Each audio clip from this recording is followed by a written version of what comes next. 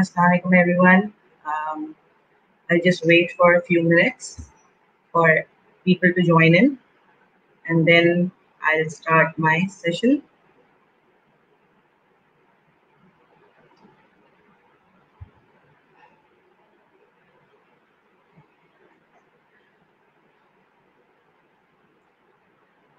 Just giving you a little background that today's session is with one of my panelists, Zainab Amir. She is a registered behavioral technician, RBT, and she is a speech pathologist.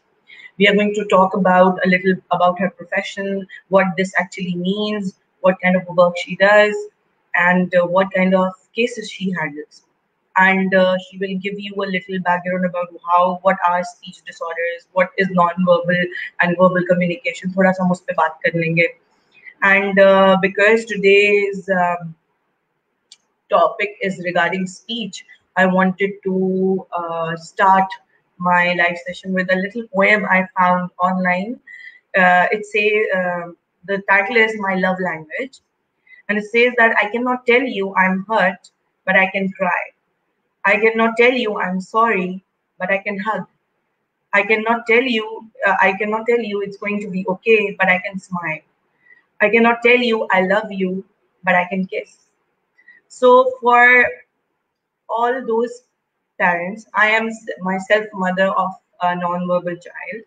So to all the parents, to all the mothers who are struggling with their children having any kind of a speech delay, speech problem, they're non-verbal, please, first of all, you need to understand that being non-verbal or having a speech problem it's just that means that they have a different way of communication. And I actually want them to be called pre-verbal, because they will develop speech, they will develop way to express. They just need the right medium, they just need the right training and time, first, very importantly. So those who are struggling with it, please never lose hope. And first of all, I would like to say that I personally strongly believe in non-verbal communication more than verbal cues. For example, if you see someone, one of your friends, one of your family members being sad, being low, feeling low, you do ask them, are you okay? And what they say, and they say to you, yes, I'm fine. What do you say next? You ask them, no, you're not okay. What happened? So even they said to you that they are feeling okay, verbally, they actually told you, but still your point of view, your focus was on more on the non-verbal cues they were trying to give you than the verbal. You were convinced more with the non-verbal cues they were giving than the verbal cues, because they were not behaving in the normal pattern. They look sad. So personally, I believe they express, and your child is trying to express in so many other mediums. First of all, you need to understand their medium, and then you need to generate a medium with the help of a specialist. Zena will shed some light on that. Then how you can then give them a medium, for instance, picture exchange communication, sign language. There are many other ways in which they can create a healthy way to communicate with others and to express to others. So with that point, I would welcome Zainab first. Let me add her. Hello, Assalamualaikum, Zainab. Walaikum salam. Assalamualaikum, everybody. How are you, Zainab? I'm good. How are you? Thank you for inviting me to your group and for inviting me to this live session. It's really an honor. Oh, I'm glad you are on my team. You're such a talented girl. I'm so happy to have you. Yes. Okay, and are you able to so hear me clearly? Yeah. Are you able to hear me clearly? Because I have a little bit of network connection over here, problem over here. No. I'm able to hear you. Okay, good. And if anyone on the viewers are having any issues with listening to us, just let us know. Leave a comment so we would know. Anyways, Zainab, can you introduce yourself a little bit to our members? So, hello everybody. My name is Zainab Amir, as you all know. I'm an RBT and a speech language pathologist. RBT is basically a registered behavior technician, in which I get to implement different therapeutic techniques to children on the spectrum or children with developmental delays. In that, I cannot technically come up with therapy, supervisor who helps me come up with different techniques and different tasks which I just implement on the children. Other than that, I'm a speech language pathologist in which I assess, diagnose, and evaluate different problems of speech, and then I deal with those problems such as articulation problem, fluency problem, and then we come up with different therapies, and then we just implement on them and work on these children. Okay. My first question, Zainab, was regarding who is an RBT and who is a speech pathologist. So you have told us that. So anything else that when to know that I would need an RBT and I would need a speech pathologist? Sorry, I cannot hear you. I said that when to know that I would need someone like an RBT or a speech pathologist. What are the red flags? Would I know? Basically, for speech language, first start with speech language problems. Firstly, for speech language, the firstly, I want to explain to the viewers that even if your children they are late talkers, बहुत देर से बोलते हैं, आपकी कभी कभार speech understand नहीं करते हैं, आपकी लैंग्वेज अंडरस्टैंड नहीं करते, तो डोंट थिंक कि they have a problem. They could be like late talkers हो सकते हैं.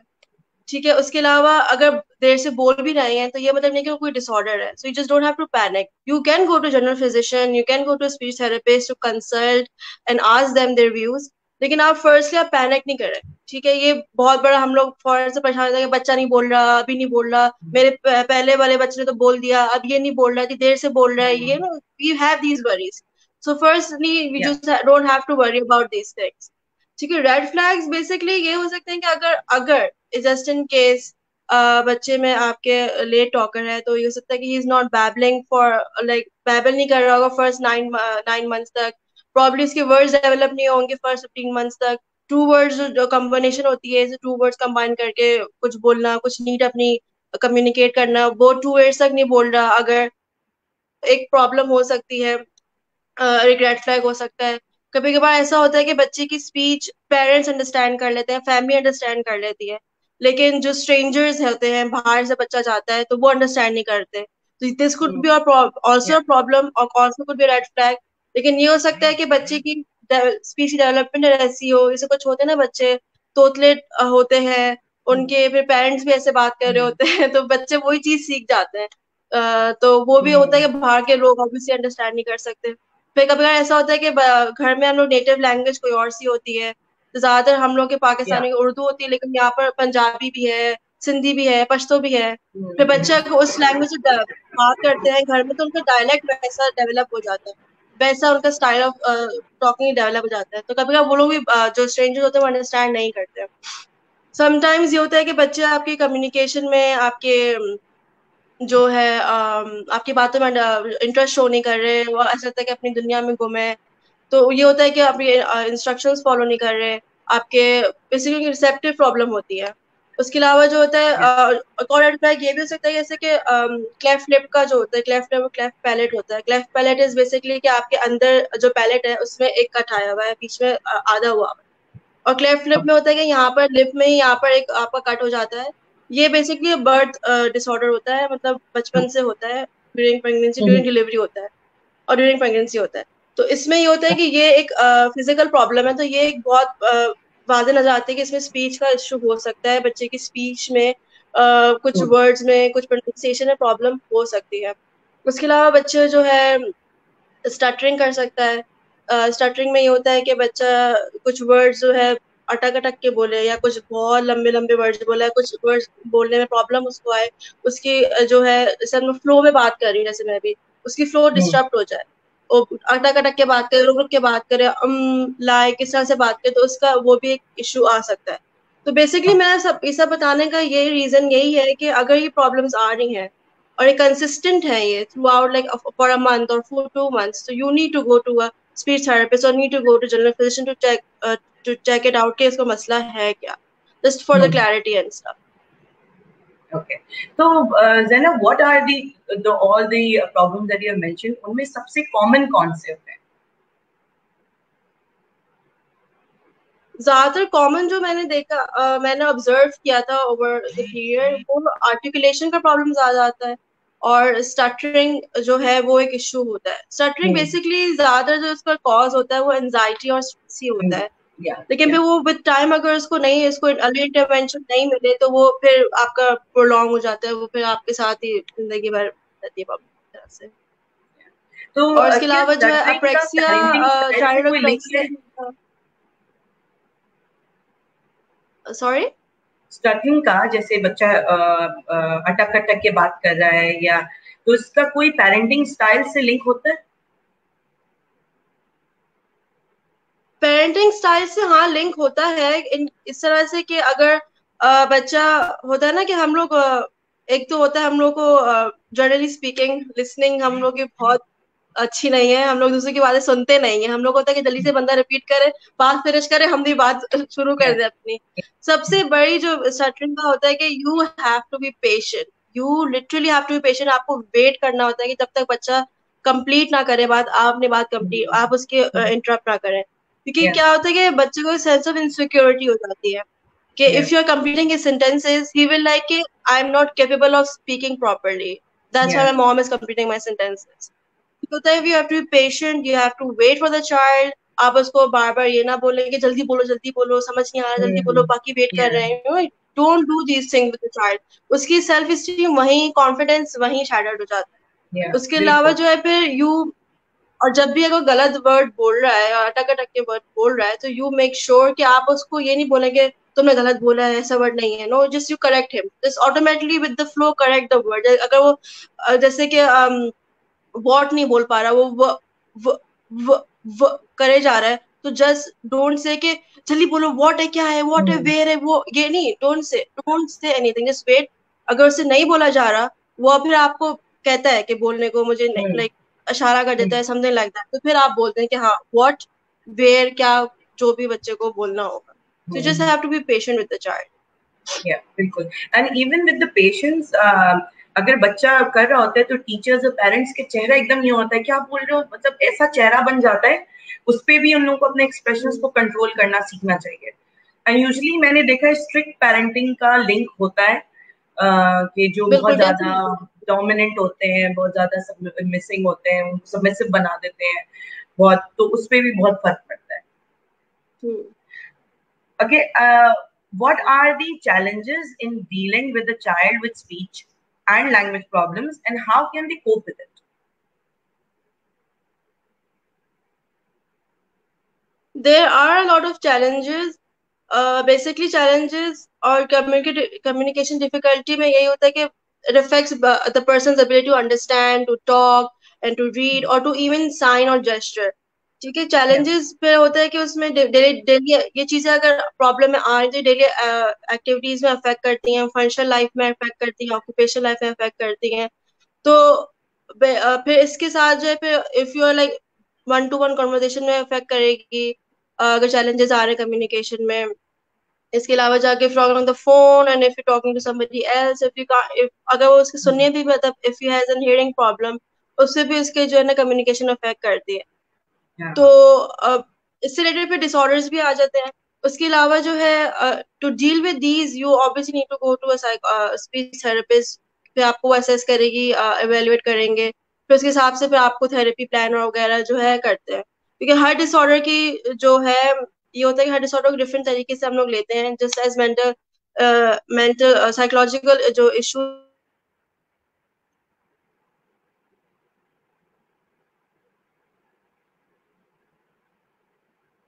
Hello, Zainab.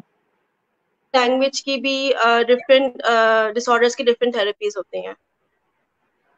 अच्छा, तो जैनब क्या आप थोड़ा बहुत कोई examples this type of speech disorders, उसके बारे में थोड़ा सा हमें information, and then how do you guys deal with it?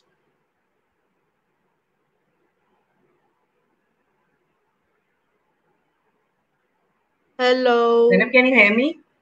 Hello?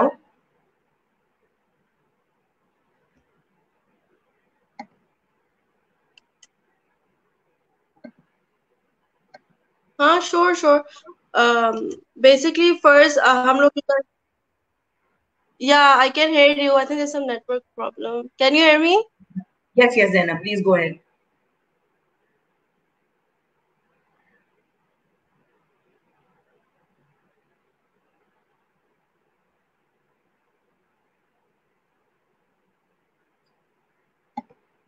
Hello, can you hear Hello, I me? can hear you, Zainab.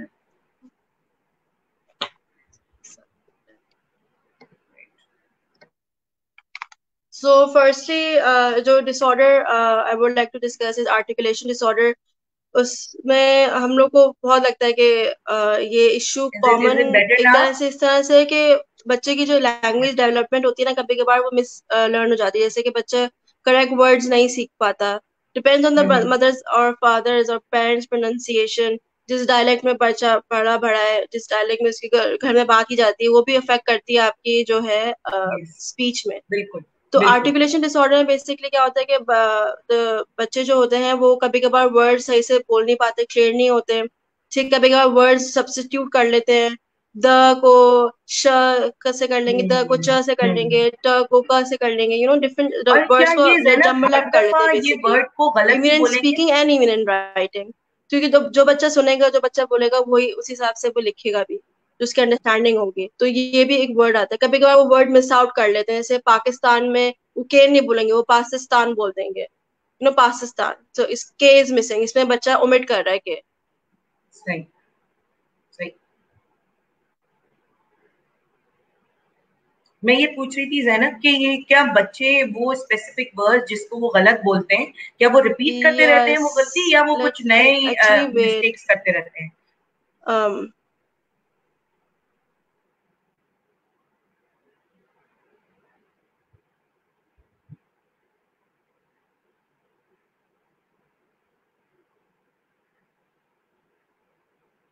Hello.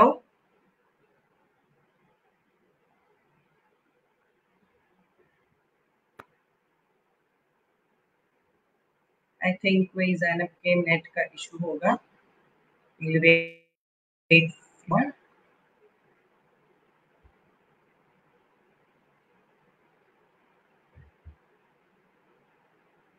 Anyways guys, आप लोगों को अगर कोई सवाल है regarding speech disorders, speech delay, आप प्लीज हमसे पूछते रहें.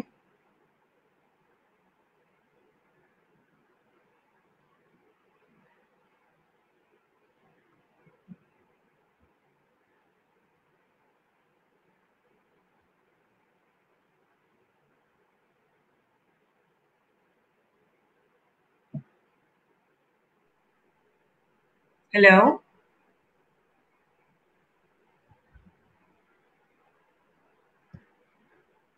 हेलो.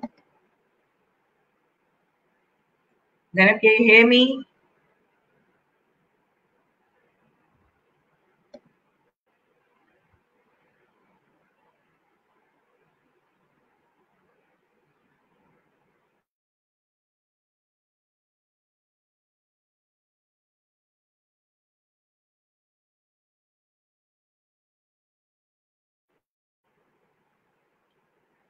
Hello.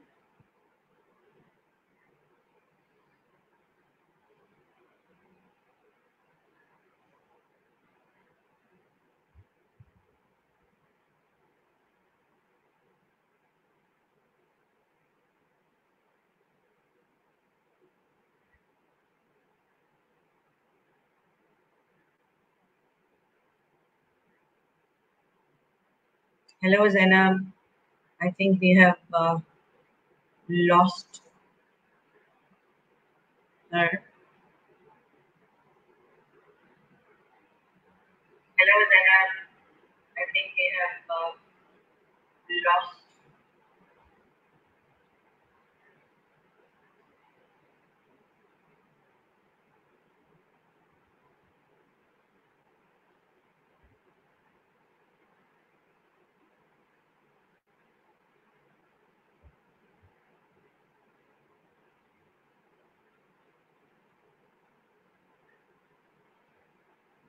I think उनका नेट का इशू है.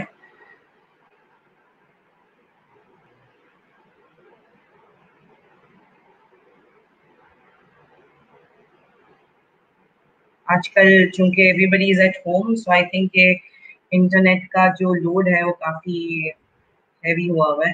I am trying to get back Zainab on the broadcast. Sorry guys for this inconvenience. ये net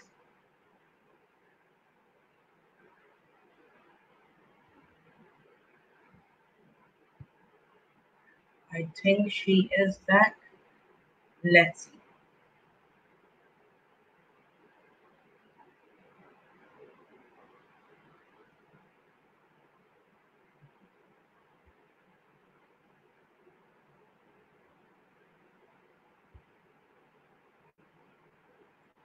Yeah, she just messaged. उनका कुछ नेट का इशू हो रहा है.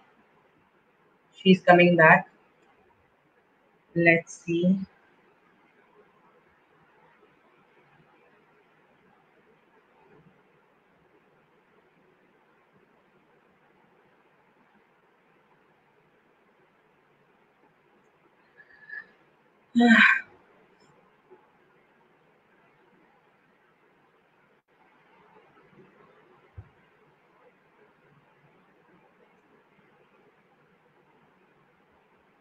Meanwhile, guys, if you have any question, आप लोग पूछते रहो. She will soon come back.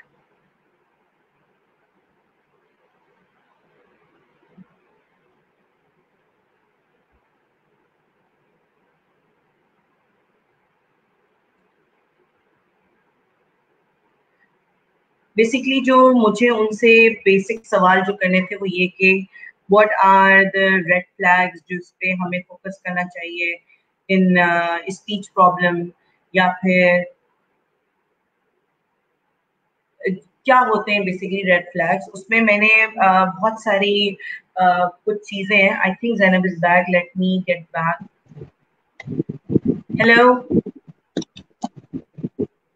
Zainab, there? All good? I'm so sorry. The network is being a problem today. Yeah, I know. Net is a problem everywhere. I hope it's working fine now. Yeah, it's working. I changed the room. Okay. So Zainab, let me ask you the question again. You were talking about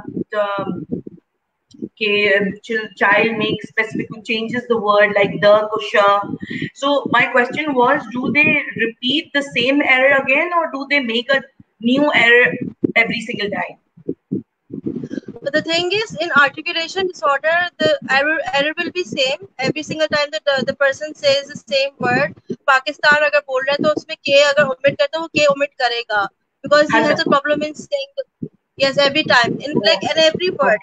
K अगर इसका k का अगर इसका issue आ रहा है, if the child is having difficulty saying the k word, the k sound, तो फिर वो हर word में k का जो है इसको problem आएगी, and he was gonna say repeat the same word in the different way, in the same way. Okay. और इसके अलावा कोई डिसऑर्डर्स जिसके बारे में जो बहुत कॉमनली बहुत फ्रीक्वेंटली आस्क्ड हो, जिनके बारे में can you tell about them? जैसे आपने अभी बोला ना कि same sound different word different time pronounce करे, तो वो बेसिकली अप्रेक्सिया में ये चीज पाई जाती है. Childhood apraxia of speech is one of the disorders. उसमें ये होता है कि मोटर स्पीच डिसऑर्डर होता है. इसमें जो है it could be caused by brain injury और स्ट्रोक और any kind of brain trauma.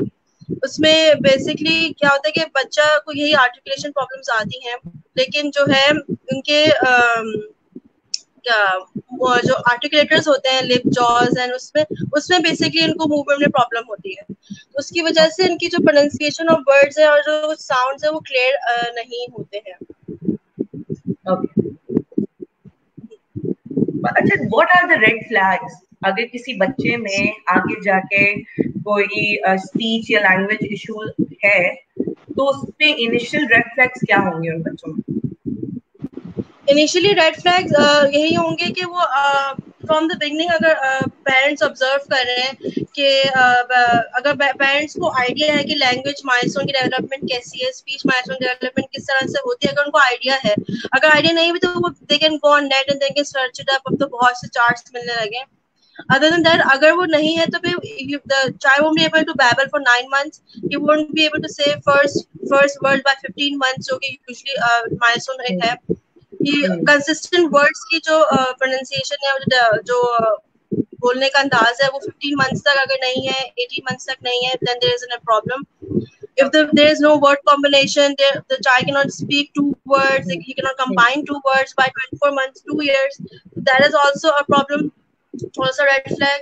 Slowed and stagnant speech problem होती है कि मतलब बहुत slow speech है, आहिस्ता बोल रहा है, tone आहिस्ता है उसकी, और फिर जो flow है speech का वो भी slow है, तो उसमें भी एक ये red flag है. उसके अलावा जो है excessive drooling भी होती है. There is problem in sucking and chewing. Sucking में basically वो बच्चा अगर शुरू में मदर को आइडिया हो जाता है जब वो ब्रेस्ट फीडिंग कर रही होती है कि सकिंग में मसला आ रहा है नहीं आ रहा, क्योंकि एक इस swallowing disorder में भी ये चीज पाई जाती है कि there is problem in sucking, there is problem in chewing, there is problem in swallowing the milk or the food or any kind of liquid.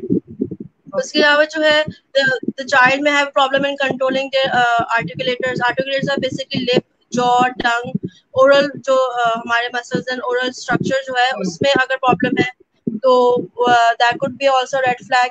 Memory skills से भी affect की जाती है ये चीज. memory skills जब बच्चा school going होता है, so we see that के when the child is kindergarten के इसकी memory skills में problem है. He cannot remember certain words, he cannot remember certain language, he can remember his work, और फिर इसको difficulty उसको होती है in learning colors, numbers, and फिर alphabets में problem होती है. This could also be a red flag. उसके अलावा कि the child has problem in responding to you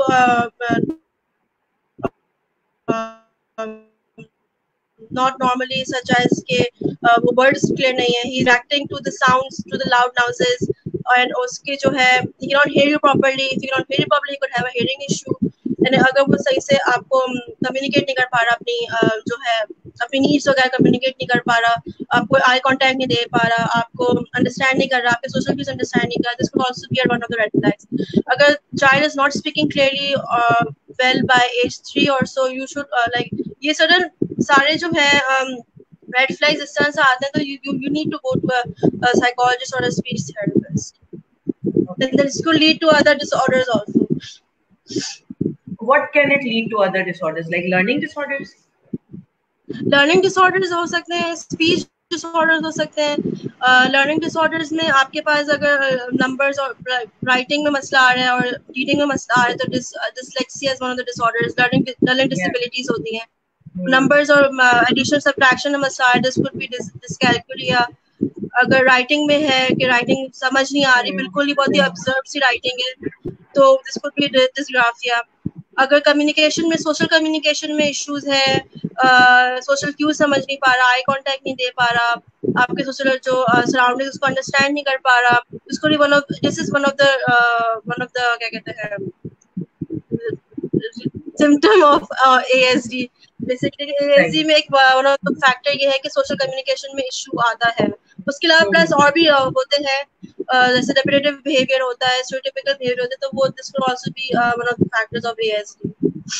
अच्छा, एक जो confusion सी रहती है लोगों को कि is there a difference between learning disorder and speech disorder, and can they lead to each other? There is difference between learning disorder and speech disorder, basically because the word speech is basically production of sound.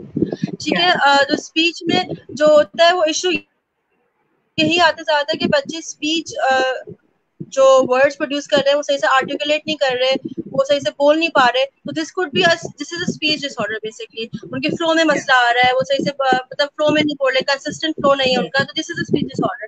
Learning disorder, it could lead to a learning disorder, but not basically a learning disorder. It could be like a part of a learning disorder. Speech problem could be a part of a learning disorder. It could not like lead to a disorder. And usually, I don't know, one of the myths है कि if some child is having a speech problem, they will definitely have a learning disorder as well.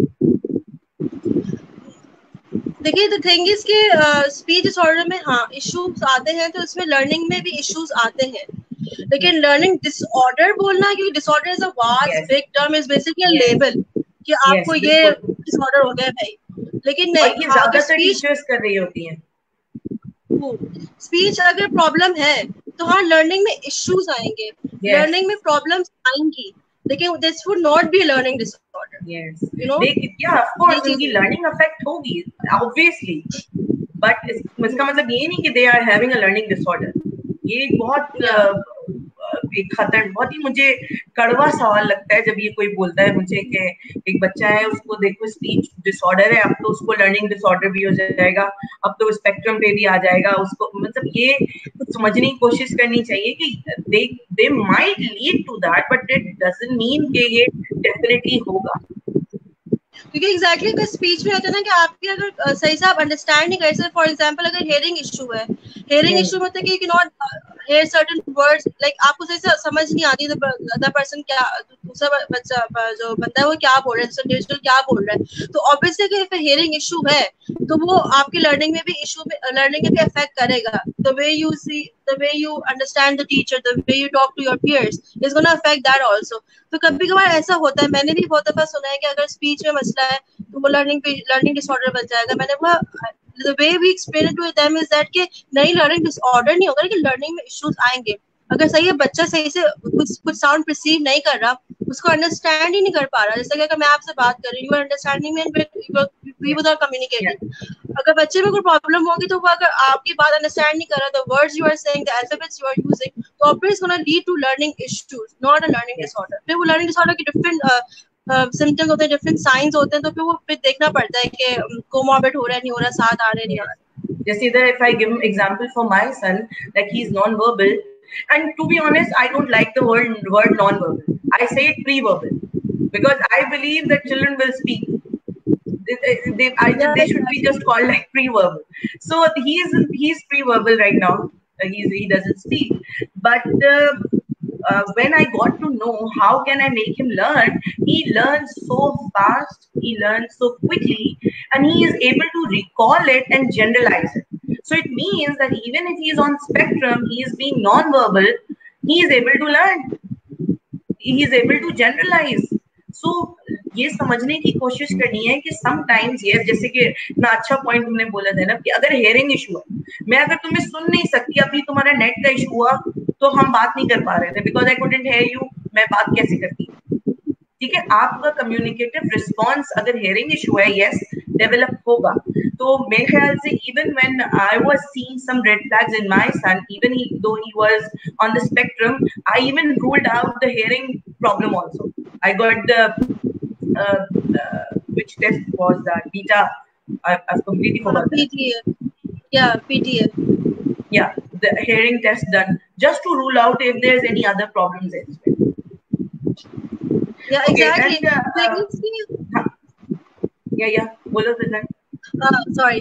The thing is कि we need to understand the way our child communicates with us. You are right. Non-verbal मुझे भी कहीं अजीब सा लगता है क्योंकि at the end of the day the child is communicating through his gestures, through his expressions. See, he is communicating. He is verbal. ठीक है? Verbal communication होता है you are using your language, using your speech, using different. But they are communicating through so many other mediums.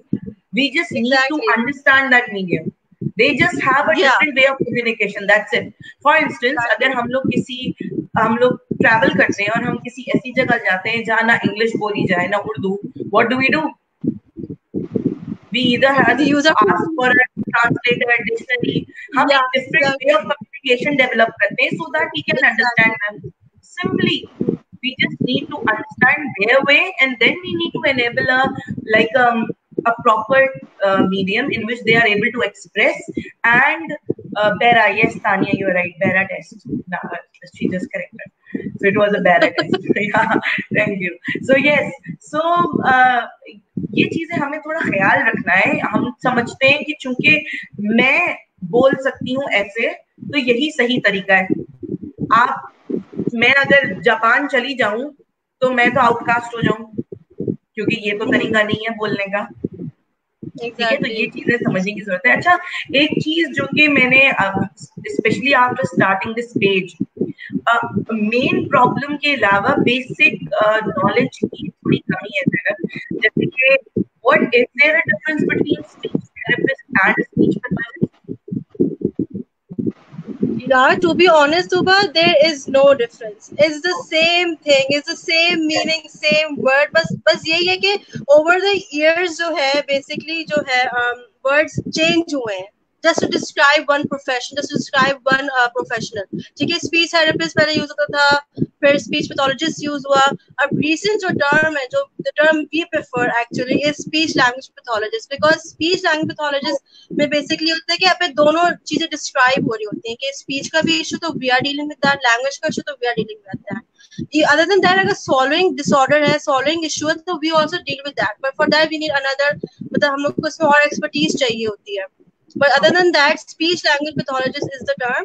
Speech therapist basically एक तरह से layman term है, common term है जो लोग आराम से use कर सकते हैं, pronounce कर सकते हैं। And I think it justifies better, the speech language specialist justifies the job better, because आप लोग ये सारी चीजों को overall देख रहे होते हो। तो ये एक चीज बहुत common question थी कि ये is there a difference और हमें किसके पास जाना चाहिए। हम speech pathologists sounded more scary to people, so they preferred speech therapists. So and I told them कि no, they are the same thing. Anyway, and the next misconception is there a difference between behavioral analyst and a behavioral technician?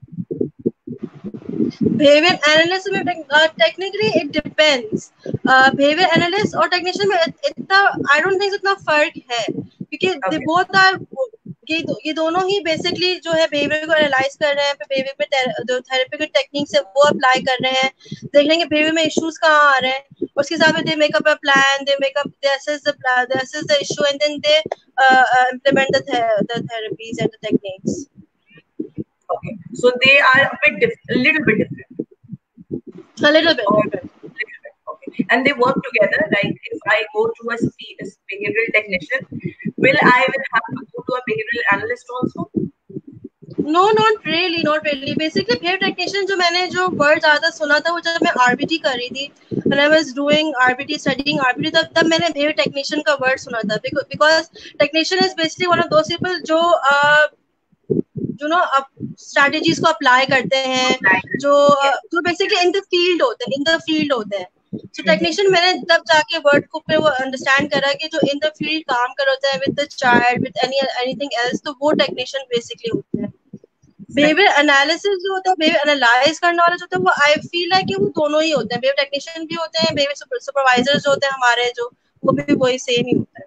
So basically they are analyzing our stuff, what we are doing, they are analyzing that. Okay. Achha, and what are like different ways for developing non-verbal communication? What are the different ways जो कि हम अपने बच्चों को घर में सिखा सकते हैं? घर के लिए basically non-verbal communication, तो first of all non-verbal communication is the way the child speaks through his gestures, facial expressions and stuff like that.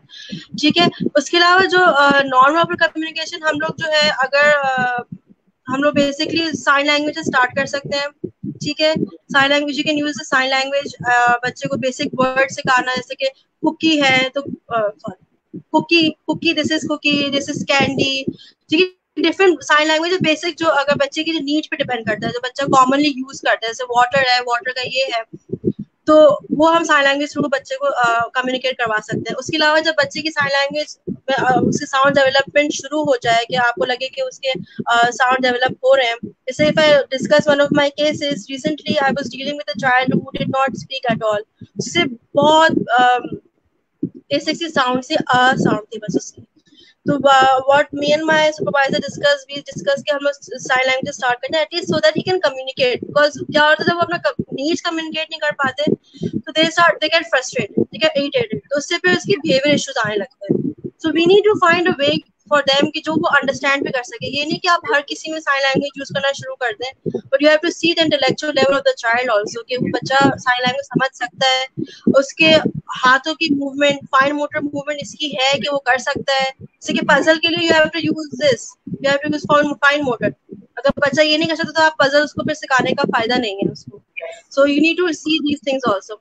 Other than that, इसके अलावा जो है आप वोकलाइजेशन में प्रैक्टिस करवा सकते हैं। फिर उसके बाद भी जब उस बच्चे की लैंग्वेज साइन लैंग्वेज के साथ साथ हम लोग वर्ड्स ही बोलते हैं, जैसे पजल, कुकी, तो he is hearing this words also, उसको समझ आ रहा है कि वर्ड्स के साथ एसोसिएशन साइन की है। तो फिर उसके बाद हम लोग भी देखते हैं बच्चे की साउंड डेवलपमेंट हुई है नहीं हुई है, इसको हमारे वर्ड समझ आ रहे नहीं आ रहे, and if you can pronounce those words, you can produce the same word. तो फिर उसके बाद हम लोग vocalization पे काम करते हैं, basic sound basically, vowels हो गए, bilabial हो गए, bilabial से basically बाबा, पापा, जो lips के आपके join करके words आते हैं. We start with the basic sounds. इसके अलावा जो है अगर non-verbal है तो we can use certain devices such as which are called assistive devices, assistive technology. उसमें जो है आपके पास different फोन्स होते हैं, डिफरेंट आपके पास फोन आ जाता है, आईपैड आ जाता है, डिफरेंट कम्युनिकेशन डिवाइसेस अलग से मिलती भी हैं. उसके अलावा जो है there are things as picture boards, picture communication board जो आपने बताया था, पेक्स जो होता है, वो हम लोग भी यूज कर सकते हैं कि बच्चा आपके एक बोर्ड बना हुआ है या बुक बनी हुई है बच्चे की, उसमें आपने बच्चे की नीड्स के हिसाब से उसमें पिक्चर्स लगाई हुई हैं, जैसे कि उसको अगर कुकी पसंद है, चिप्स पसंद है, he likes to go out and play, उसे डिफरेंट पिक्चर्स लगाई हुई हैं. अब बच्चे से आपको समझाना होगा उसको कि अगर उसको 2 चीज चाहिए तो वो कार्ड ला के मुझे दिखा दे, ठीक है, वो बच्चा कार्ड ला के दिखाएगा कि बच्चे को ये चीज चाहिए. So you need to for this मेरा एडवाइस होगी, you need to work with your child. जब तक you can not understand the child, आपको जब तक पता नहीं होगा बच्चे की नीड्स क्या है, उसकी क्या पसंद है, उसकी फेवरेट चीजें क्या है, what he likes to do, what he likes to eat, तब तक आप ये चीज नहीं कर सकते. So first you have to understand your child, फिर उस हिसाब से उसका पिक्चर बोर्ड बनाए, उस हिसाब से आप बच्चे की साइन लैंग्वेज डेवलप करने, उससे डिफरेंट आप डिवाइसेस लें और फिर उसके बाद आप बच्चे से कम्युनिकेट कर सकते हैं. बिल्कुल बिल्कुल.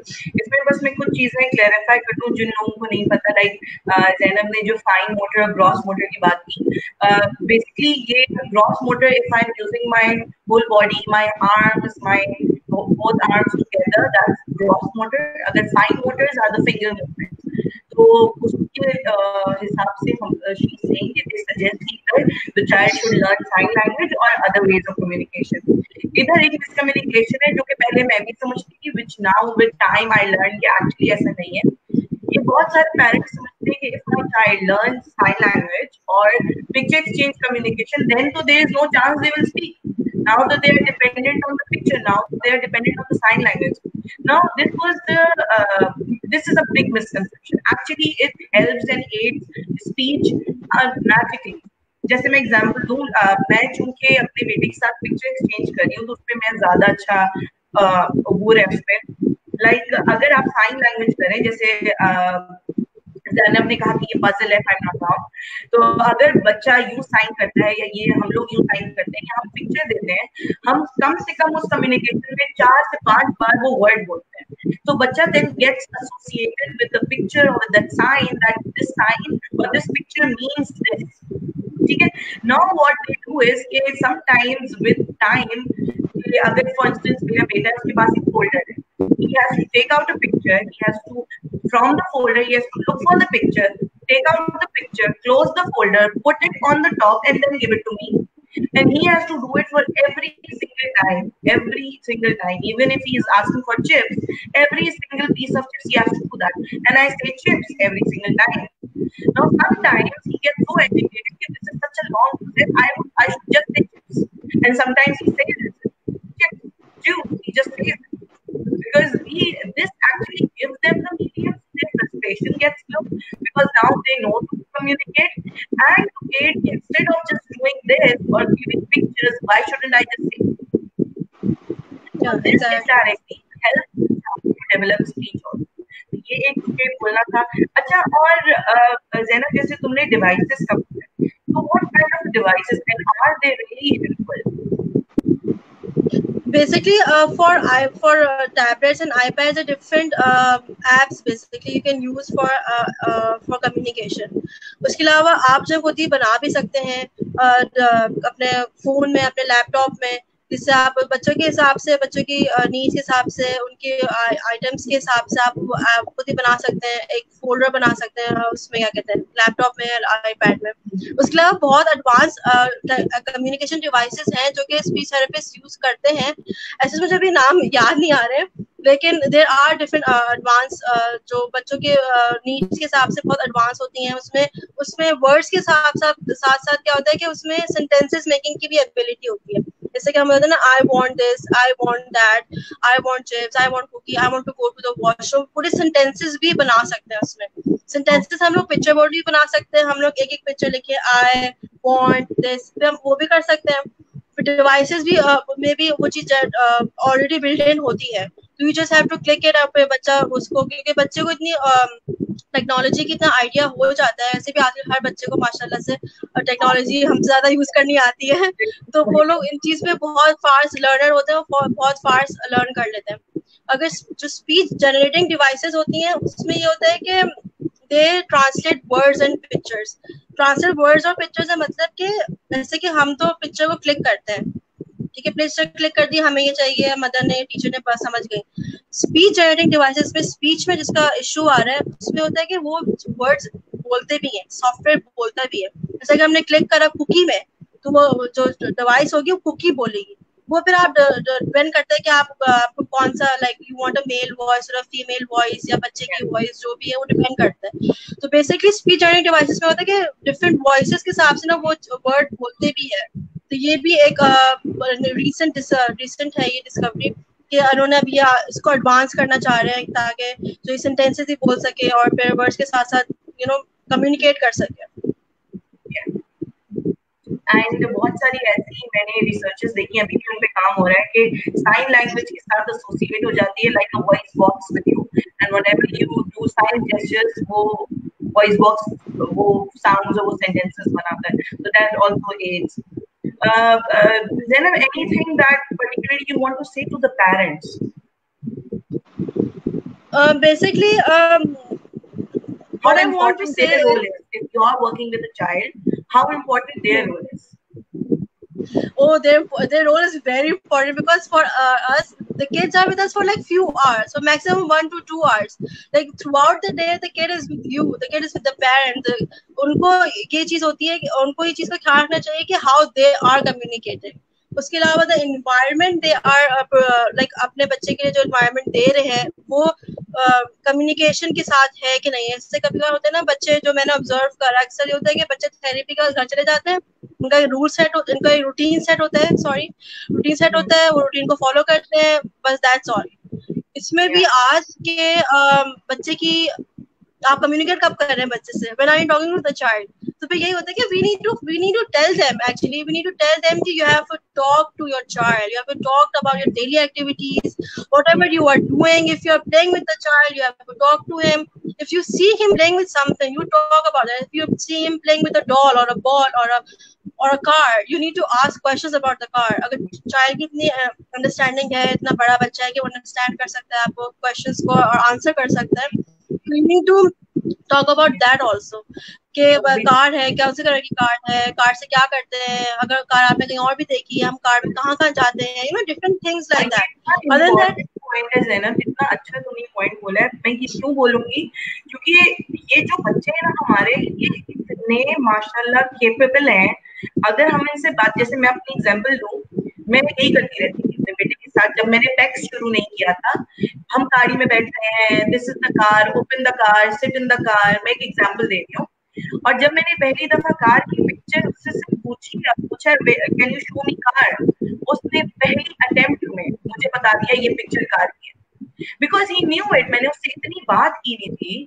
तो बच्चे बहुत सीखते हैं, मगर क्योंकि बोल नहीं पाते तो हमें पता नहीं चलता इनको कौन कौन सी इनकी वोकैब इनके माइंड में है। एग्जैक्टली यही तो बात है। हम लोग के बच्चे जब तक उनको बताएंगे नहीं तब तक उनको लर्न नहीं करेंगे। हम लोग का एक्चुअली मैंने ये भी चीज ऑब्जर्व करी है ओवर द इयर्स के पेरेंट्स का होता है कि बच्चा बस स्कूल जाए, स्कूल चीजें सीख ले, घर आके स्कूल का काम करे और स्कूल का वो सब कुछ कर ले। एंड आई एम लाइक कि ठीक है, इट्स गुड, इसकी education is important, the child education is very important, I agree with that. लेकिन घर की जो चीजें हैं वो तो बच्चे को नहीं पता ना। हम लोग जैसे हमें तो नहीं पता ना आपके घर में क्या क्या चीजें, आप सोफे को क्या बोलते हैं, कुछ लोग सोफे को सेटी बोलते हैं, कुछ बहुत चीजें बोलते हैं, लाइक सेटी में दिमाग में भी आ रहा है, ये चीजें बोलते हैं।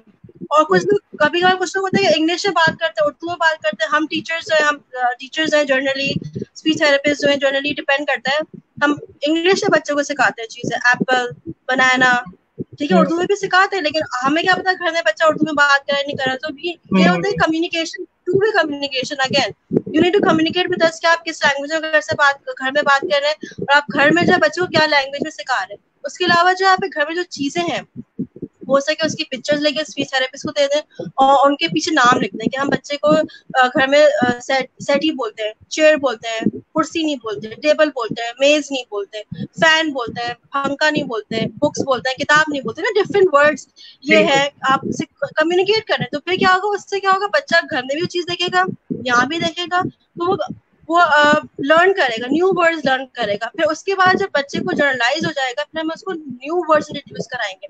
और घर में बच्चा चेयर बोल रहा है तो हम उसको फिर कुर्सी इंट्रोड्यूस करवाएंगे, फिर उसको different types of chairs introduce करवाएंगे, फिर जर्नलाइज करवाएंगे उसको। So you have to make sure कि आप लेबल कर रहे हैं हर चीज, कि मैं स्पून से खाना खा रही हूँ, फूड से नाइफ से कट कर रही हूँ, तो वेजिटेबल्स के नाम बता दें। अब बच्चे को आप किचन में लेके जाए, हम लोग को होता है, हम लोग सारे पेरेंट्स को जनरली होता है कि बच्चों को किचन में लेके नहीं जाना, चूल्हे को टच कर लेगा, नाइफ को टच कर लेगा, नो, ठीक है, हाँ, दैट इज डेंजरस।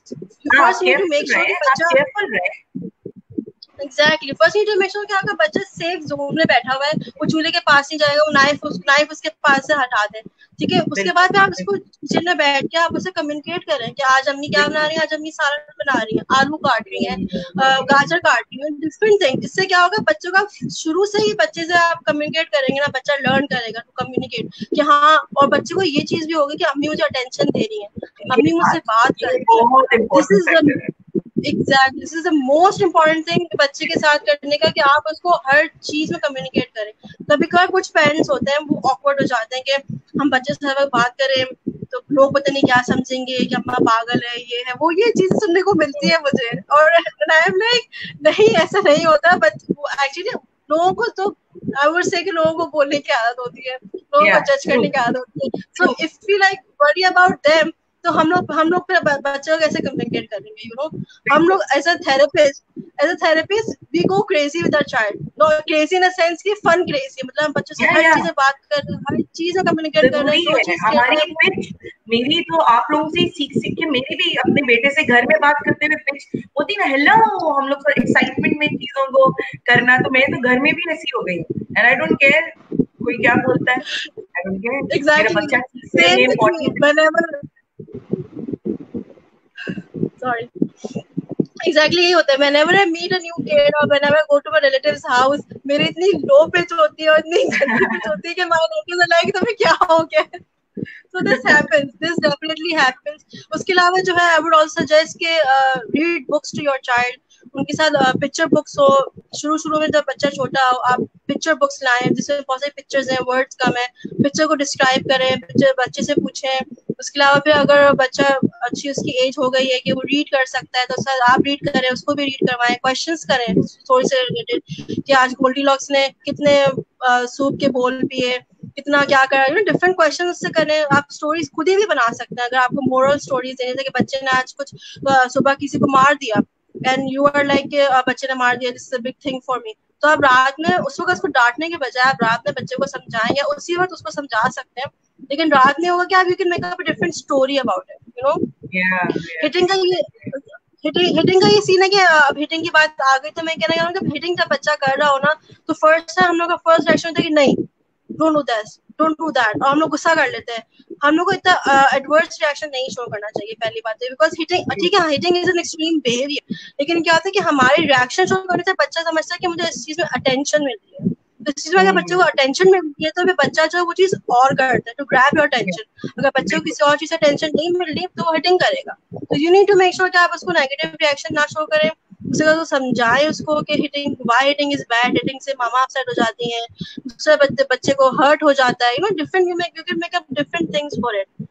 उसके अलावा जो है you can give your child different instructions like अच्छा ये टेबल ये प्लेट है, टेबल पे रख के आ जाओ, ये बुक जाके अब्बू को देकर आ जाओ, give this book to your sister, no, give them instruction ताकि उनको लिसनिंग की भी हो और अंडरस्टैंडिंग की भी हो, क्योंकि जब आप किसी को इंस्ट्रक्शन कर पाएंगे कि कौन बाबा कौन है, पापा कौन है, ये इस तरीके से ये बुक है, और फिर उन लोगों के लिए सही टाइप ऑफ रीइंफोर्समेंट रेडी करना कि तुम ये दो तो मैं तुमको ये दूंगी, और मोटिवेशन जरूरी है, विदाउट मोटिवेशन भी हम नहीं करते, तो ये तो हमारे ऊपर भी अप्लाई होता है, हमें समथिंग हमें कुछ चाहिए होता है in return, like they also need it and they are children, of course they would, तो थोड़ा सा ये सब चीजों को करते हुए ये बहुत जरूरी है।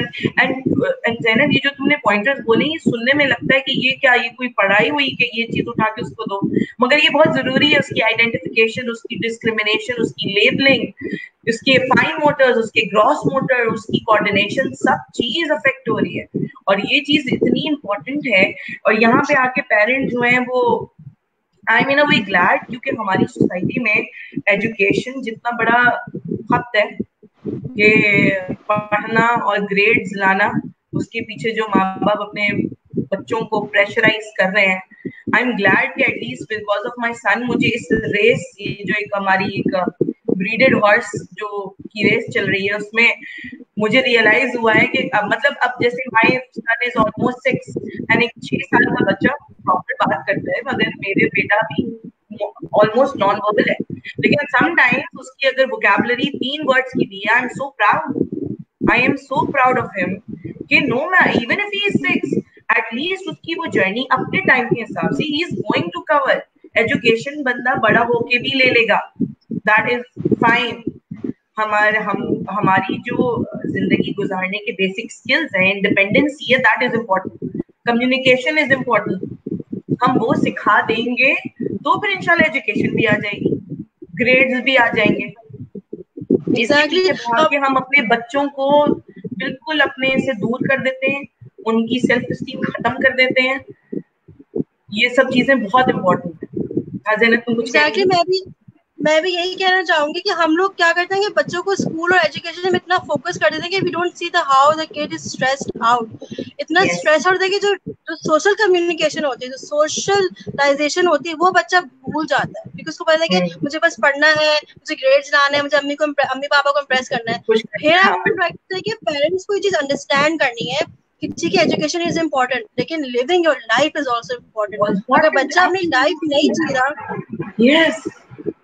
अगर बच्चा अपनी लाइफ नहीं जी रहा, अगर ठीक है पढ़े ही जा रहा है, तो फिर बाकी चीजें क्या करेगा, बाकी जो घर में चीजें वो कैसे सीखेगा, घर की चीजें कैसे सीखेगा। ठीक है, हाँ हम लोग भी से कि मास्टर के काम कर लेंगे, ये कर लेंगे, बट नहीं, हम लोग को भी चीजों का आइडिया होना चाहिए कि कैसे क्या करना है। Sometimes I don't know these things, और मेरे मम्मी को गुस्सा आता है इस बात पे कि तुम्हें नहीं पता, तुम्हें सीखना पड़ेगा, लेकिन but at the end of the day I do realise this is my fault, क्योंकि मैंने कभी इस चीज में अटेंशन नहीं दी, क्योंकि हमेशा से पढ़ाई में करा, एजुकेशन इज इम्पोर्टेंट। लेकिन अब ये चीज इस एज पे आके रियलाइज होती है, even it's not too late, but you need to realise कि it's never too late to learn new things, never too late to learn new skill. क्योंकि अभी इस एज में आगे भी मैं अपने जो 27 इयर्स हो गए हैं मुझे माशाल्लाह, इस एज में आगे भी I can learn sign language. People से कि साइन लैंग्वेज अर्ली एज में सीख लो ताकि बच्चा कम्युनिकेट कर सके। नहीं, इस एज में भी आके साइन लैंग्वेज सीख सकता है बच्चा, कम्युनिकेट, बंदा बड़ा कोई भी कम्युनिकेट कर सकता है। तो you need to understand this thing. बच्चे को आप जो है किस तरह से आप बच्चे से कम्युनिकेट कर रहे हैं, बच्चे से आप बात करें घर में अपने से, आप नहीं, आपके जो घर वाले हैं, बाकी दादा दादी जिनके साथ आप रह रहे हैं घर में। कभी अक्सर हमारे सोसाइटी में जॉइंट फैमिली सिस्टम बहुत है, जॉइंट फैमिली सिस्टम में भी सबको कम्युनिकेट करना चाहिए बच्चे से, एक वे में कम्युनिकेट करें कि जिस तरह से अगर बच्चे से आराम से बात करें, हाई पिच आवाज में बात ना करें, जिस लैंग्वेज में, जिस लहजे में एक्चुअली आप बात कर रहे हैं, बच्चा वो चीज अडेप्ट कर लेता है और फिर बच्चा उसी लैंग्वेज में, उसी लहजे में बात करता है। तो you need to understand these things also, and never, I would say never ever criticise your children. अगर बच्चे को कोई प्रॉब्लम है, कोई भी प्रॉब्लम आ रही है, आर्टिकुलेशन की प्रॉब्लम है, स्पीच की प्रॉब्लम है, लैंग्वेज की प्रॉब्लम है, नेवर क्रिटिसाइज उनको, हमेशा पॉजिटिव रीइंफोर्समेंट इज बेसिकली आप बच्चे को मोटिवेट कर रहे हैं कि वो सही बोले।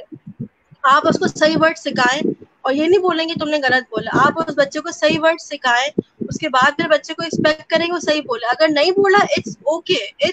बच्चे वी मेक मिस्टेक्स, हम इस एज में आगे मिस्टेक करेंगे, बच्चे तो छोटे हैं, वो तो मिस्टेक्स करेंगे। उनको give them a chance, give them space, give them time to think about the correct word, think about the correct thing. उसके बाद जाके फिर आप बच्चे को अप्रिशिएट करें, एक्नॉलेज करें कि हाँ तुमने सही करा है। हमें अक्सर मैं ज्यादा ऑब्जर्व करें कि क्या होता है कि बच्चा अच्छा करता है, हम उस चीज को अप्रिशिएट नहीं करते, क्योंकि पता है अच्छा तो कर लिया उसने, सही तो काम कर लिया उसने, सही वर्ड तो बोल दिया। एग्जैक्टली, लेकिन हम ये चीज देखेंगे कि हमें उस पॉइंट पे आके वो चीज अप्रिशिएट करनी चाहिए, क्योंकि बच्चे को लगेगा कि अम्मी तो मेरी सिर्फ नेगेटिव चीजों को टोकती है, लेकिन अच्छी चीज तो मैं करता हूँ तो वो नोटिस ही नहीं करती है। तो we need to appreciate, हम लोग को हर किसी को अप्रिशिएट करना चाहिए कि बच्चा सही कर रहा है, सही उसको बल्कि गलती वर्ड को इग्नोर करके जब अच्छा करे उसको रीइंफोर्स कर दे, ऑटोमेटिकली अच्छा बिहेवियर बढ़ जाएगा। एग्जैक्टली, इंस्टेड बिल्कुल, ऑफ उसको डेफिनेटली गलत पे डांट दें, आप उसको एकदम इग्नोर कर रहे हैं। डेफिनेटली। तो ये सारी चीजें बिल्कुल सही बात है ज़ैनब, तुमने बहुत बहुत इम्पोर्टेंट पॉइंट्स बोले हैं, और जो लोग सुन रहे हैं और जो लोग बाद में सुनेंगे, प्लीज ये चीज अप्लाई करें घर में। बेशक आप अगर किसी भी बेस्ट ऑफ द बेस्ट के पास भी, प्रोफेशनल के पास चले जाएं, they will be able to guide you, of course, and you need that guidance, you need that support. But जितना आपका अहम रोल है, डोंट एक्सपेक्ट कि वो 1 घंटा या 3 घंटा हफ्ते में जाता है तो वो सीख जाएगा और आपको कुछ करने की जरूरत नहीं है, आपको डबल मेहनत करनी है। ये चीज अंडरस्टैंड करें, ये बहुत इम्पोर्टेंट है, जो आपके बच्चों के लिए, आपके लिए, आपकी फैमिली लाइफ, आपकी फैमिली बॉन्डिंग के लिए ये बहुत इम्पोर्टेंट है। अपने बच्चे का ट्रस्ट गेन करें, instead of just neglecting them. Attention proper दें, बिगाड़े मत। ये भी, इसका हमारा मतलब ये भी नहीं है टेंशन का मतलब कि आप बिल्कुल ही उनको स्पॉइल कर दें, ये भी हमारा मतलब नहीं है। Correct attention in which you are able to educate normal time, जैसे कि ज़ैनब इतना अच्छी चीज थी, ये उठा के उसको दो, ये टास्क को भी एक लर्निंग टास्क बना दें। तो इस तरीके से बच्चा सीखता है, and it will take time but they will eventually. Definitely. Anyways, thank you so much Zainab for giving us so much time, and बहुत helpful था whatever you said, बहुत, and I'm quite sure अभी I'm looking at the comments, कोई such questions नहीं है, मगर बाद में भी जो ये सेशन ब्रॉडकास्ट हमारे पेज पे होगी, अगर कोई क्वेश्चन है आप प्लीज पूछें, Zainab will get back to you, I will get back to you, and we are trying to support as much as we can, and thank you so much Zainab. बस आखिरी चीज कहते हुए I'll ask you, you can go, what is neurodiversity to you? Basically neurodiversity for me is के जो हम लोग जो लेबल कर लेते हैं ना चीजें कि ये ASD है, ये डिसलेक्सिया है, कुछ है, बेसिक न्यूरोडाइवर्सिटी वो है। Neurodiversity is not a like a label in a way. I feel that way. Neurodiversity is जिनको न्यूरोलॉजिकल प्रॉब्लम्स होती है, न्यूरोलॉजिकल कंडीशन होती है, वो न्यूरोडाइवर्सिटी की एक अम्ब्रेला टर्म है, उसमें सारी न्यूरोलॉजिकल कंडीशन, न्यूरोलॉजिकल प्रॉब्लम्स आ जाती हैं। तो बेसिकली मेरे लिए न्यूरोडाइवर्सिटी वही है कि एक आप चीज को डिस्क्राइब कर रहे हैं। ठीक है, thank you so much Zainab, and I'm very happy to have you on my panel and it's great working with you. नहीं, thank you so much Subah for including me in this, because मैं actually to be honest मैं speech language से बहुत out of touch थी for quite a while, लेकिन it's good to brush up these things and I am always here for you guys to help you and to guide you, and thank you so much Subha for including me in your panel and for inviting me to this live session. It's a really honor for me. Thank you so much. Thank you Zainab. Allah Hafiz. Okay guys, I hope आप लोगों के लिए ये session बहुत helpful रहा होगा. If you haven't seen it right now, you'll see it later. Please ask questions if you need to, and we'll definitely get back to you. Our focus today was about speech disorders, speech problems, non-verbal communication, and how to develop, how to encourage that. I just want to end, हम लोगों का session काफी लंबा हो गया था, but I just want to end on this point के please be proud of your children. Even in the whole day, they create just one sound. Cherish that, celebrate it. In the end, whisper in their ears that you love them, you are proud of them. This is important. They need to know, because you think they're not trying. They are working so hard. They are trying their best, and we know that. You know that. इसके अलावा और क्या चाहिए? Don't worry about कि दुनिया में क्या होगा, लोग क्या कहेंगे. Please, that is not important. You are important for your child. You are their world. They don't need anything else. So please love them. आज उनको थोड़ा एक्स्ट्रा टाइम दे दें, थोड़ा उनको और प्यार दे दें, क्योंकि आज भी वो उतने रोज की तरह उतनी मेहनत कर रहे होंगे, स्ट्रगल कर रहे होंगे. उनकी स्ट्रगल को थोड़ा सा आसान बना दें. बाकी they are capable of doing so much on their own. बस उनको राइट मीडियम मिलना है, जिसका हम कोशिश करें थ्रू दिस पेज. जो लोग अप्रोच नहीं कर पाते हैं लोगों को, प्रोफेशनल्स को, सो ये पेज, ये मीडियम उनको हेल्प आउट कर सके. We are able to guide you, we able to provide you the right resource. Anyways, I'll sign off with that. Inshallah, next week I'll be having a live session with another panelist. Hopefully that will help you more. If you have any queries, please do comment back. Thank you. Allah Hafiz.